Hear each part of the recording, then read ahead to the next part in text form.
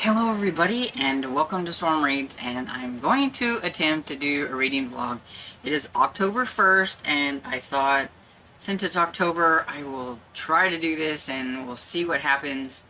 I'm going to mention only a couple of books that I think I'm going to start with, and we'll see how things go by the end of the week. So the first one is I want to get into It Found Us by Lindsay Curry. I have been wanting to read this one for a while, just haven't had a chance to do so yet, and so now is the time. So this is going to be the book that I'm going to have by my bedside since I have to read it in print and everything, and it usually takes me a little bit longer whenever I have to do that, and so I'm hoping to be able to read on it a little bit before I go to bed each night and get through it. Then the next book I'm going to read is Scariest Book Ever by R.L. Stine.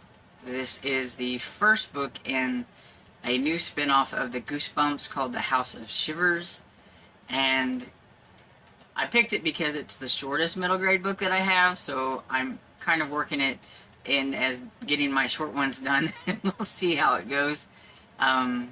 I had several books to choose from, and this is just the one that I decided to choose. And I have no idea what it's about because there's no synopsis on Goodreads. So we're just going to jump into it and see what happens. And yeah, I'm kind of dressed up a little bit more than normal because it is Sunday and I'm getting ready to go to church. But I just wanted to pop on here and say hi and happy October. I'm so excited that it is time for Hallowtween. Hey, so it's, I don't know, it's almost 4 o'clock in the afternoon, so I'm getting ready to jump on live with my friends, because we do a Sunday live, and I just thought I would come on here and update you on how I'm doing. I'm working on Scariest Book Ever by R.L. Stine. I have an e-arc of it, so I've been reading on my Kindle, and here is a picture of the cover. The cover is pretty creepy. But yeah, so far it's not been too bad.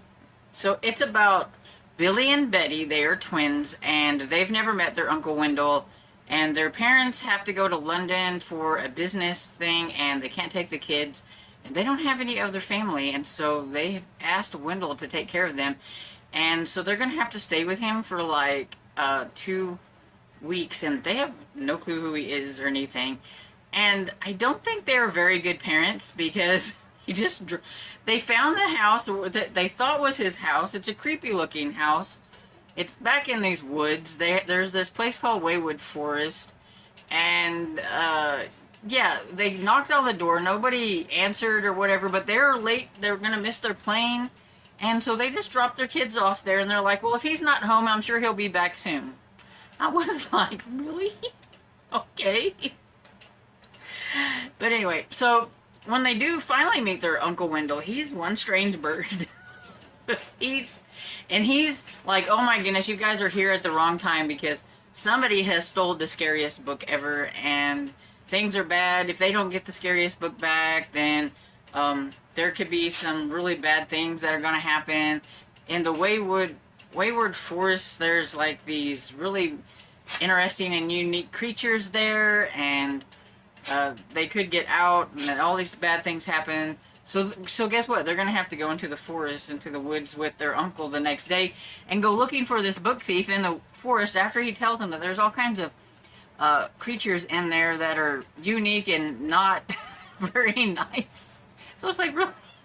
These poor kids, they're just jumping right into it, you know? It's like, so I'm curious to see how it's going to end. I think it'll be kind of fun. So far it's been interesting, so I will check back in when I got it finished. I'm hoping that I can get it finished today. We'll see.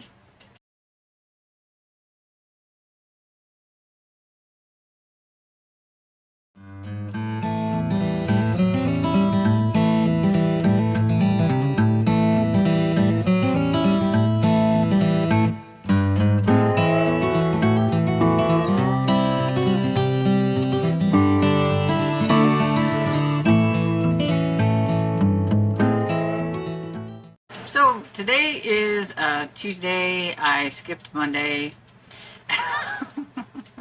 I meant to do all kinds of things on Monday and didn't happen. But today's been a very long day, and so it's almost 6 o'clock. And I'm just getting on here. I've already finished Scariest Book Ever. I finished it either Sunday night or Monday morning. One of the two. I think Sunday night. I can't remember. But I finished it. It's only 126 pages. It's, I think, a little bit typical Goosebumps type. But at the same time, I think that R.L. Stine has really jumped up his creep factor a little bit. So make sure whenever you decide to get that for your kid that you know, like, the kind of things they can handle. This has, like, a forest full of terrifying creatures. There are what they call tree bears, and they can jump down at you. And there's root snakes. So, like, one of the kids, I think Billy, like, fell over the root, and it started squeezing him, and then it had, like, 3 snake heads started to appear and stuff. So it has some pretty kind of scary things, I think, for, like, kids and everything. It had quite a few twists, too. For 126 pages, it was very interesting. Like, right when you think something's going some way, there's something else happens, and it's almost like you felt like the kids where you didn't know who to believe. Billy and Betty, since they've never met their uncle, like, they have no clue what he looked like, and so that plays a big part of the story. And so, yeah, it was pretty interesting. That creepy man bat, though, that's on the cover, that's just creepy. That's something that lives there in the wayward forest or whatever, and I wouldn't want to come up across one of those and everything. So, yeah, it was kind of creepy for a middle grade book, and especially packing kind of a punch in 126 pages with different things that was inside of it. I really enjoyed it, though. I gave 4 stars, but like I said, just know, like, you know, the level of kind of creep factor or spooky factor that your middle grade could have, and they'll probably enjoy it. I had a lot of fun with it. So I just started It Found Us, so I've not gotten very far into it. I'm chapter 3, but I have to say, are they trying to scare kids? Because, I mean, look at the cover, but on the inside, like for the page break, it's got this kid with these creepy eyeballs. I mean, what's up with that? It's creepy enough on the outside without having it inside whenever I'm reading. But so far, it's about Hazel, who she wants to be like a detective, but her parents consider her more of a snoop. And it starts out with her kind of hiding and snooping on the neighbor because he's complained a lot about somebody's dog, like, leaving little surprises on the lawn.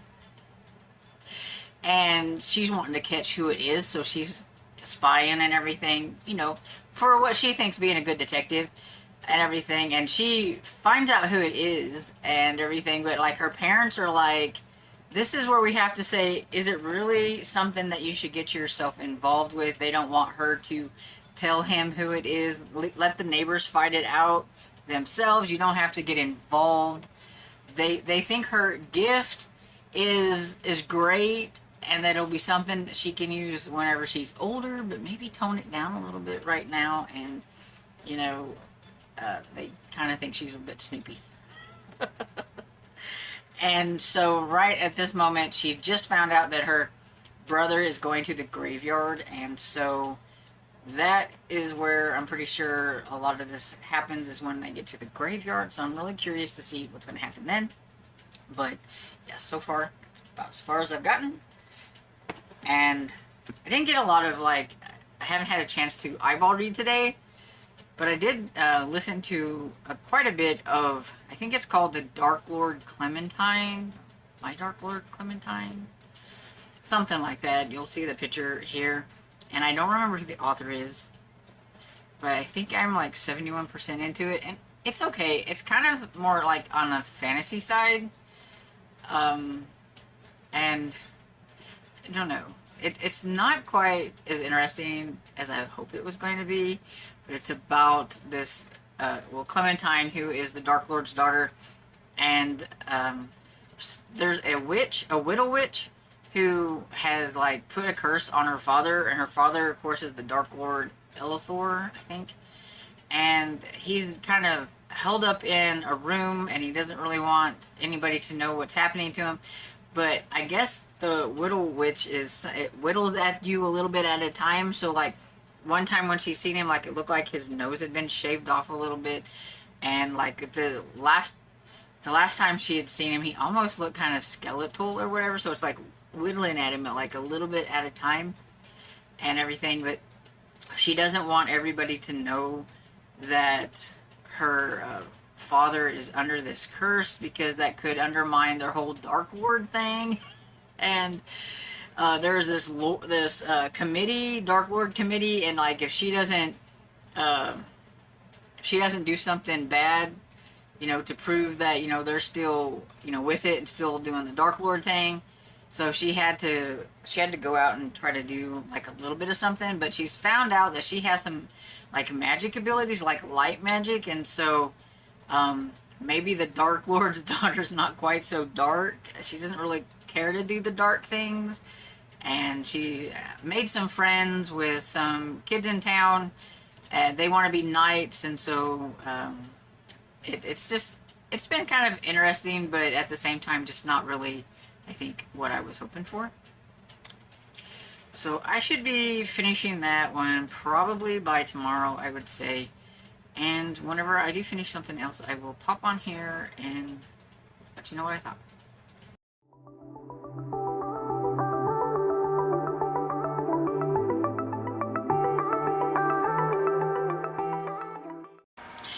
Hello, afternoon. It is Wednesday afternoon sometime, I don't know when. I am not feeling very well. It's my allergies. Like, I mowed yesterday, and then it's been raining all day. And, yeah, I just, like, woke up, and it was just all, like... And then I thought it would go away by now, but it hasn't. It's making my eyes water. It's just not a nice day. So, I just thought I'd come on here and tell you that I did finish The Dark Lord Clementine by... Is it Sarah Jean Horowitz? I think. I'm not sure, but you'll see the picture here. I said I wasn't enjoying it too much, but I mean, it was okay. I guess I had it in my mind that it would be a little different than what it was, but it was more kind of like a fantasy about this young girl who her dad is, you know, cursed, and she's trying to do the best she can to be the Dark Lord, but she doesn't really like doing that kind of stuff, and she kind of knew how it would kind of turn out in the end, and I liked how it ended, so I would give it 3.5 stars. If you like kind of fantasies, I'd say it was a light fantasy. Just, I don't even really know what to categorize. It involves a witch, so it's got a little paranormal in it, and things like that, and some a fun friendship that comes out of it and everything, and yeah, it was good. I liked it. Just, it wasn't like great, so I give it like 3.5, like I said. Still working on It Found Us by Lindsay Curry. I am on chapter 7, so page 48, so I haven't got too far into it, but I am enjoying it so far. The boy's gone missing, and they're trying to find him and everything. And since I finished the Dark Lord Clementine on audiobook, I am going to start Scratched on audio. And this is also by Lindsay Curry, and this is a group read for Hallowtween, and it's my favorite of all of Lindsay Curry's so far. We'll have to see how I fare with this one, because that's the new one, but so far this is my favorite, and everything, and it's very shiny cover, so sorry. But this is a ghost story, and I really enjoyed it the first go around, and so I am excited to do my reread by listening to it and seeing how I like it that way. If I don't fall asleep, because I just really don't feel very well. So hello everybody on this very chilly Saturday. I am not happy that it is so cold. Like, it was 37 degrees last night. I'm not ready. I'm not ready at all. And I'm still cold. My room is very cold. My fingers are cold. Everything. But I thought I made a video clip where I talked about Scritch Scratch, and either I thought I did it and I didn't, or I deleted it. So I'm going to wrap up the reading vlog. I'm going to talk about that and a couple other books that I finished. I'm really bad about coming on here and filming. I think that's why reading vlogs are not a thing that I do very well. But we're going to go ahead. And so I have Scritch Scratch here by Lindsay Curry. I listened to it this go around. I read it the first time.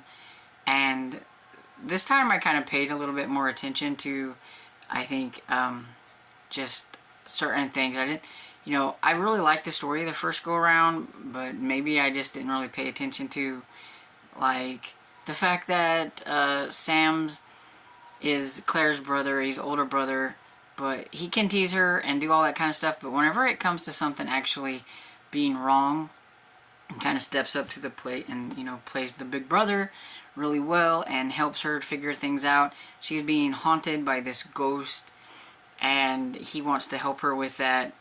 It also has a good, like, friendship dynamics in here. Claire, she's having problems with the fact that her best friend has made another friend, and, you know, in middle grade, that's a huge thing when your best friend decides they want another friend, and you don't seem to really be included in that. And then when they want to include you, you're just not really sure if you want to be included in it. You think you're being replaced, all them kind of things. All that stuff was happening to Claire while she's dealing with this ghost. And instead of just, like, talking to her friend, she kept trying to ignore things that were going on, when if she would have just talked to her friend, they could have, you know, resolved things really easily and everything. And her friend and even the other girl were, like, really into trying to help, you know, with everything that was going on here. So I really like the friendship dynamics in this. It's a really fun ghost story, but it's also a ghost story that has a little bit of history behind it, because it is about the SS Eastland, which is a tragedy that happened a long time ago, where this boat sank in the Chicago River. And it seems like it was a tragedy that could have been stopped. It would have never had to have happened if the people would have paid a lot more attention to what they were doing. They made the boat, like, top heavy, and so that's why it tipped over and a lot of people got trapped. So it's really interesting to, like, learn about that tragedy along with this ghost story. And if you're interested in that kind of things, the author tells you about the book that she had read called Capsized, and I don't remember who the author is, but it was about the SS Eastland. So that's kind of interesting, and I'm kind of curious to look that book up and just kind of read about the whole, like, story behind everything. But yeah, it's still a 5-star read. I really liked it, and so I'm really glad I decided to pick this as the group read. And we've kind of decided, like, we hadn't decided before, but I asked the ladies that are hosting with me if maybe we could do a live and talk about Scritch Scratch. It might be in November, maybe the 1st or 2nd Saturday in November. I haven't really got the details going yet. So you still have a chance to read Scritch Scratch if you haven't done it yet and you would like to, so that you can be with us and everything and talk to us about it in the comments on our live. And I'd like to see how everybody else is enjoying Scritch Scratch, or if you didn't like it, that's fine too. But yeah, I'm just curious to see what people like think about it. Then I read or listened to Camp Sylvania, which is The first book in the Campsylvania series, which I didn't actually know it was going to be a series. It's by Julie Murphy until I was looking around on the internet and I found out that there is going to be another one. So I'm kind of curious to see how that one's going to go next year. But this is about Magnolia, or Maggie, who she's a little on the chunky side, and she wants to go to this Camp Rising Star with her friend. But her mom has decided that instead of her doing that this year, that she would go to Campsylvania, which is a wellness camp, because she, wants her to lose a bit of weight and everything, because she is getting a little bit chunky and everything. And Maggie's not happy about that at all, because she's pretty fine with the way she looks and everything. She just wanted to go and spend the summer with her friend at this other place, the Camp Rising Star. But she ends up having to go to the Campsylvania. When she's there, she does meet some friends. She's one that can make friends pretty easily, and there's actually going to be a performance there, so they're like encouraging her to audition for the performance. I don't remember what the performance was, but yeah. And so, they're all having fun, but also they've noticed that some of the campers have gone missing, and the counselors and things like that are saying that they went home, they didn't like it. Well, she actually wants to go home too, so she writes to her parents, because she's like, I don't want to be here, and maybe they'll, take that into consideration again if I ask and let me go home. But she never hears from her parents. And then one of the boys that she's become friends with, I think his name was Logan, his brother is there too, his little brother, and his brother goes missing. And that's when they start to realize that something's not right. Not just the fact that they have to eat red foods, but that, something is up with the person who runs the camp and some of the other camp counselor people or whatever. There's just something not right. And it is a vampire story, and it was kind of a fun vampire story for kids, and I liked how it ended and everything, so that I never really thought there would be a second one. So I'm kind of curious to see how things are going to go with the second one, if it's the same group of kids, a different group of kids, or if it's the same camp, or if it's a different camp. I don't know. So we'll see. But I give this one 4 stars. Then I listened to Flock Horror by Jennifer Killick, and this is the 3rd book in the Dreadwood series. This one is about vampire birds. Yeah. So we got a vampire thing going on. Anyway, this is about Angelo and his friends, and they've become pretty close friends because they have survived some horrific things, and it's always involved the same old couple. And so in this one, they think everything is going pretty normal, and then all of a sudden there is being overrun by these really big, like large crow type birds, and they find out that they're like vampire birds and everything, and they're attacking them and everything. And they got some parents get a little bit more involved. There's one teacher that's always been involved in things, trying to help them out and all that stuff. They finally are opening up to the fact to tell their parents, all these things that are going on and how it has to do with this like one couple and everything. But like in the first book, they survived the mutant spiders. In the second book, we had the ugly snake-like parasite things, worms. And so in this one, we have vampire birds. And it was a lot of fun. I always have a lot of fun with these. They're definitely a little on the spooky side. I like the team dynamics with the friends and how they help each other try to survive the things that they're being attacked for. One of the girls feels really bad about how things are going because she is actually related to the couple and everything.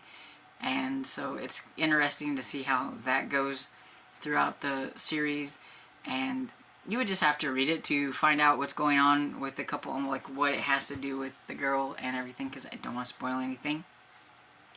But yeah, I really like this series. It's a lot of fun. I'm kind of curious because like the next one, it seems like it's going to be like totally different, and so I don't know if the couple is going to be back in that one or if it's going to be something totally different, because they're actually going to be on the water, and it looks like there's going to be some kind of sea serpent of some sort, and so I'm interested to see what's going to happen with that. And I give this one 4 stars. It's a lot of fun, and if you like spooky books, I think you should really check this series out because it's a lot of fun. I think I did pretty good with the first week in October with my Hallowtween and the books that I read. I read 5 books. They're all fairly on the short side, so that's always good. That's the one thing I like about middle grade. Most of the time they're not like super chunky. And it's so bright. There. I accidentally bumped my camera and made it like super bright, so I tried to fix it a little bit. But yeah, so I read Scariest Book Ever by R.L. Stine, The Dark Lord Clementine by Sarah Jean Horowitz, then Scritch Scratch by Lindsay Curry, Camp Sylvania by Julie Murphy, and Flock Horror by Jennifer Killick. So I think I did really well for my first week. And what books did you read for Halloween during the first week of October? I would like to know that down in the comments. And if I piqued your interest in any of these books, let me know about that down in the comments as well. And I hope you enjoyed this video, and if you did, please give it a thumbs up and subscribe, and I will see you all in the next video. Bye!